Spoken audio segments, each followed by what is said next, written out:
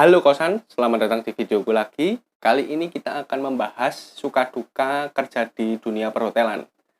Dalam topik kali ini kita akan bahas mengenai anak casual. Oke? Selamat menyaksikan.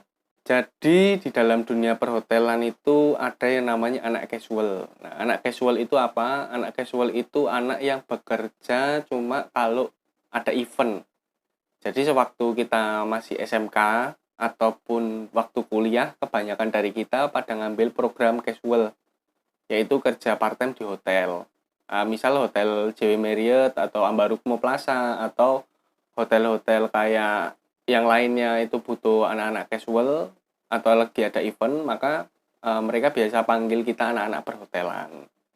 Nah, tapi di balik itu semua tentu ada duka dan sukanya ya. Nah, kali ini aku akan jabarkan beberapa hal ya mengenai duka dan suka kerja di dunia perhotelan, dalam hal ini anak casual.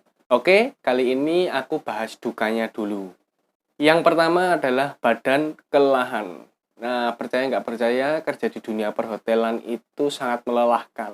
Apalagi kalau kalian bekerja di bagian FB service, front office, maupun di bagian housekeeping. Waduh, itu benar-benar sangat melelahkan ya. Terlebih lagi kalau kalian baru pertama kali casual, maka efeknya kelelahannya akan sangat terasa.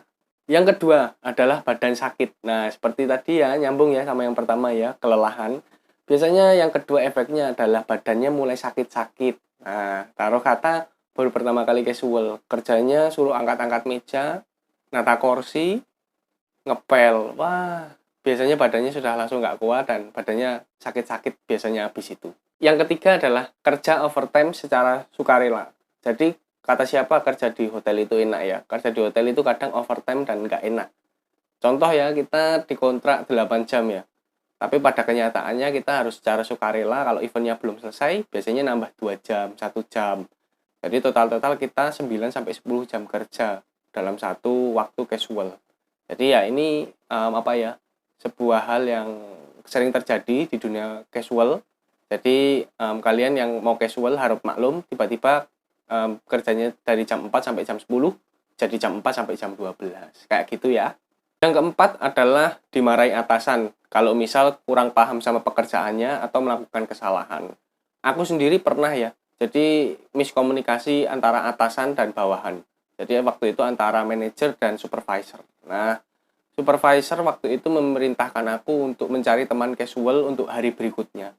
Maka dari itu aku buka handphoneku dan nyari ya di situ. Tapi tanpa sengaja FB manager lewat dan dia ngelihat ya, kok aku dikira mainan HP, padahal aku lagi cari teman casual untuk besok. Akhirnya HP ku disita sama dia dan dia bilang mau tak lempar atau tak banting atau disita. Akhirnya HP-nya disita sementara waktu. Padahal waktu itu yang minta supervisornya, tapi apalah daya ya. Kadang supervisor sama FB manager waktu itu, manajernya nggak nyambung alias miskomunikasi. Akhirnya yang kena imbas ya anak casual, kayak gitu ya.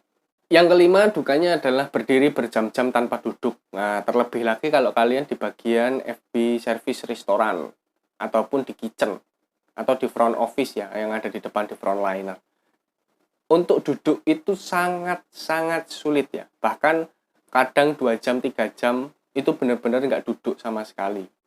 Dan ini menjadi duka di dunia casual ya, di dunia perhotelan. Karena kita harus betah berdiri berjam-jam. Yang keenam adalah harus siap menerima komplain tamu apabila ada sesuatu hal yang tidak menyenangkan. Nah, sebagai seorang profesional ya di bidang casual ataupun yang baru memulai, dikomplain itu adalah hal yang sangat biasa dan aku rasa pasti akan terjadi buat kalian anak-anak casual. Walaupun kalian masih baru, pasti komplain tamu itu ada. Taruh kata kalian ngirim makanan ya, dan makanannya asin. Atau kalian ngirim makanan dan makanannya ada yang ketinggalan. Kalian pasti akan dikomplain atau bentuknya nggak sesuai di gambar. Kalau kalian di bidang service di bidang FB service, maka kalian yang ngantar makanan akan dikomplain, loh kok nggak sama yang digambar. Jadi mau nggak mau pokoknya kalian harus siap ya sama komplainan para tamu. Pokoknya tetap diterima dan ingat bahwa tamu itu adalah raja. Yang ketujuh adalah buat para cewek ya, terlebih ya, keluar uang untuk make up.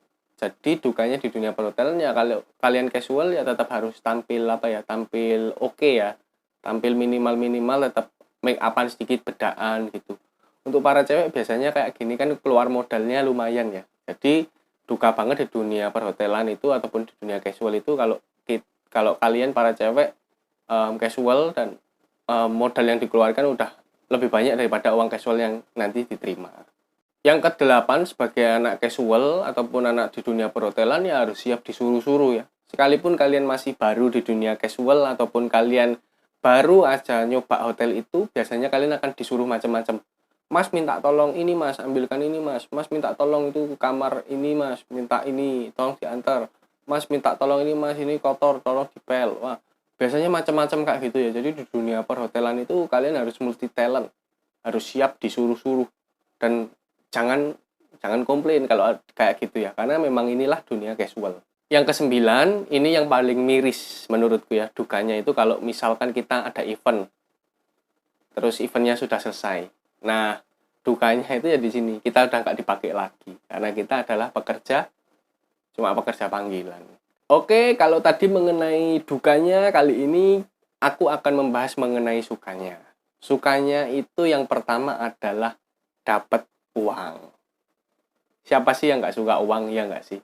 Nah, jadi kalian kalau kerja di dunia perhotelan ataupun kuliah di dunia perhotelan ataupun kalian SMK di perhotelan, biasanya kalian akan dapat casual. Dan di balik casual itu pasti ada bayarannya. Yang kedua adalah dapat pengalaman kerja ya. Jadi di dunia casual itu kesempatan kita untuk mencicipi dunia kerja. Kita nggak diminta untuk pandai sih di dunia casual, tapi kita diminta untuk cekatan dan diminta untuk tekun. Pokoknya kalau di dunia casual kita harus rajin-rajin bantu. Jangan di dunia casual kalian malah nyantai-nyantai kayak nggak tahu apa-apa. Sebetulnya itu nggak bagus. Lebih bagus kalian proaktif, tanya sama supervisor, sama staff ataupun sama orang yang sudah lama di sana untuk kak toiletnya sebelah mana, kak kalau seperti ini bagaimana, kak bisa dibantu apa. Nah itu akan membuat daya tarik ya. Jadi di dunia casual kalau kalian punya hal-hal seperti itu, maka pengalaman kalian akan sangat bertambah. Yang ketiga adalah dapat kenalan baru. Percaya nggak percaya, di dunia casual itu, yang casual itu dari berbagai sekolah, dari berbagai kampus, dan dari berbagai LPK ya. Aku di sana sudah beberapa kali bertemu dengan teman-teman yang dari LPK, dan sekarang sudah berlayar di kapal pesiar. Juga bertemu dengan teman-teman di dunia perhotelan, dan sekarang sudah jadi staff-staff di hotel.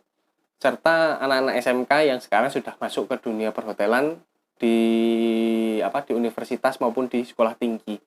Jadi apa ya? Kalau kalian sering-sering casual pasti dapat kenalan baru. Bahkan ada juga temanku ya yang dapat jodoh di sana. Jadi ya lumayan lah ya. Kerja dapat uang sambil dapat pacar, dapat kenalan. Bekerja sambil minum istilahnya itu menyelam sambil minum air. Yang keempat adalah bisa masuk hotel dan tahu seluk-beluk hotel. Nah, kalau kalian nggak casual, kalian pasti nggak tahu seluk-beluk hotel ya. Dapurnya kayak gimana, terus lobbynya kayak gimana, terus ballroomnya kayak gimana, halaman tamannya kayak gimana, kolam renangnya kayak gimana. Tapi dengan casual kita jadi tahu isi hotel ya, seperti apa furniturnya, dekorasinya, dan di situ benar-benar suka banget ya karena nambahi pengalaman kita. Yang kelima adalah bisa diangkat sebagai daily worker atau dikontrak kerja kalau kerjanya lumayan atau dalam kapasitas ini bagus gitu ya. Jadi beberapa kali ya aku pindah-pindah hotel itu mungkin sudah hampir lebih dari 10 kali ya. Aku pindah hotel A, pindah hotel B, pindah hotel C, pindah hotel D, pindah hotel E, pindah hotel F. Sampai hotel-hotel itu hafal ya sama aku. Dan aku beberapa kali pasti diundang untuk, ayo mas, casual mas di sini mas, mas di sini mas. Bahkan ada juga hotel yang menawari aku, mas kita lagi butuh daily worker nih kalau mas mau. Terus ada juga yang menawari, gimana kalau kita lagi butuh staff kontrak nih, kamu mau nggak? Jadi kalau kita rajin-rajin casual ataupun kita kerjanya bagus, maka lama-kelamaan hotel juga akan ngelirik kita ya. Dan ini yang disebut gini ya, kalau kuliah sambil kerja itu ya gini nih. Kuliah sambil kerja dan sebelum selesai kuliah udah dapat kerjaan ya karena rajin-rajin casual di hotel. Jadi buat kalian yang yang memang punya rencana kayak gitu ya, saranku rajin-rajin casual. Terus bekerja keras ya di situ dan pasti aku yakin jadi staff hotel bisa banget. Karena aku udah buktiin ya, ada hotel juga yang nawari aku daily worker, ada juga yang nawari aku jadi kontrak. Yang keenam adalah bisa ketemu sama artis maupun pejabat. Percaya nggak percaya itu memang terjadi ya.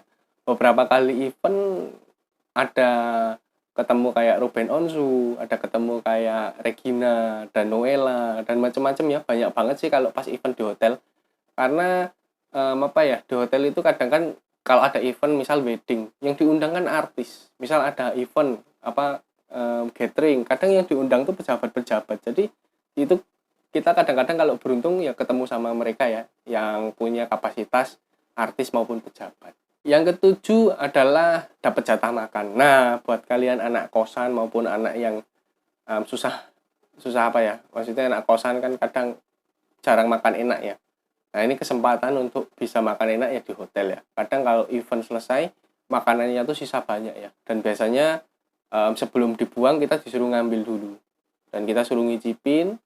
Ada juga nggak usah event ya, misal kita masuk shift pagi, kan pulang berarti sore ya, kita dapat juga jatah makan siang. Jadi kalau kalian casual ataupun kerja di hotel, maka akan dapat jaminan jatah makan, gitu ya. Yang kedelapan adalah tempat kerjanya itu ASEAN, dingin dan bersih ya. Mana ada hotel yang kotor. Hotel itu pasti dijaga bersih, nuansanya enak, nuansanya rapi, asri, rindang, dan enak dipandang. Jadi kalau kalian kerja di hotel ataupun casual di hotel, kalian akan dapat kesempatan untuk menikmati hal ini. Yang kesembilan bisa jadi media kita untuk latihan bahasa asing ya. Nah, yang jadi tamu hotel ini nggak cuma orang Indo, tapi dari berbagai negara. Aku udah ketemu orang Jepang, orang Prancis, orang Timur Tengah, orang Eropa, orang Amerika, udah ketemu ya. Dan di situ benar-benar kesempatan kita melatih bahasa Inggris kita. Walaupun pertamanya gugup sekali ya. Yes, Mister. Kita jadi apa ya? Mau nggak mau ya kita mencoba untuk ngobrol sama mereka dan mencoba untuk mengerti bahasa mereka. Jadi kalau kalian casual di hotel ataupun kerja di dunia perhotelan, ini bisa jadi ajang untuk belajar berbahasa asing. Yang ke-10 adalah yang paling menarik ya. Selain dapat uang, kita juga akan dapat tambahan, yaitu tips. Nah, beberapa kali di hotel aku sudah sering banget ya, ketika aku nganter makanan ke room, ataupun tamu meminta sesuatu, lalu aku turuti, misal dia minta, "Mas, tolong diambilkan tisu ya, anak saya butuh tisu." Nah, saya ambilin tisu. Seret. Tiba-tiba dia ngasih, "This is for you." Waduh, aku cuma bisa bilang thank you. Tipsnya lumayan ya, kadang 10.000, 20, bahkan 50.000. Ada juga yang sampai ratusan ribu ya. Tergantung dia suka atau enggak sama kita, ataupun tergantung dari tamunya ini baik suka memberi atau tidak ya. Jadi menurutku apa ya, di dunia perhotelan kita nggak cuma akan dapat uang casualnya aja, tapi juga bisa dapat tipsnya. Nah, itu tadi adalah suka dan duka casual ataupun kerja di dunia perhotelan ya. Semoga video ini membantu kalian yang ragu-ragu untuk casual ataupun yang belum tahu apa itu casual. Moga-moga video ini bisa membuat kalian tercerahkan dan bermanfaat. Tentunya aku harap kalian juga subscribe video ini dan like ya, serta share. Serta kalau kalian mau ikuti aku, kalian bisa cek aku di Instagramku yaitu devin_andra. Oke, sampai jumpa di video selanjutnya ya. Dadah.